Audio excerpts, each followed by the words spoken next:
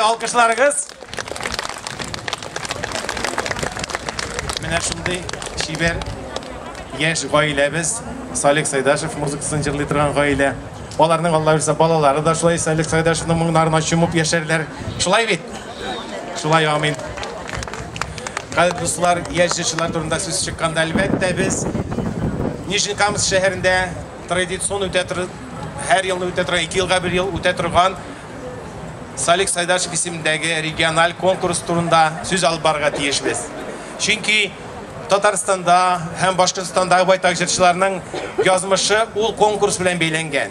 Шушы конкурста җырчылар Salik Saydaşевның әсәрләрен башкарып, башка композиторларның, татар композиторларның һәм чит ил рус композиторларның әсәрләрен яулап, аларны өйрәнеп, шушы җиңүчелек булып, алар киләчәктә үзләренең язмышына югары баскычка омтылуга беренче адымнарын атлыйлар. Һәм менә бүгенге сәхнәдә дә шушы конкурста катнашкан һәм шул конкурста җиңүче булган җырчылар чыгып тора.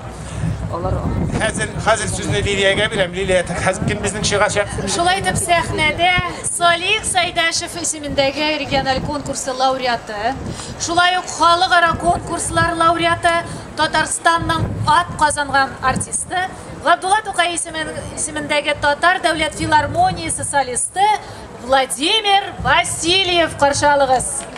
Salik Saydaşev, күңелле өмәсе.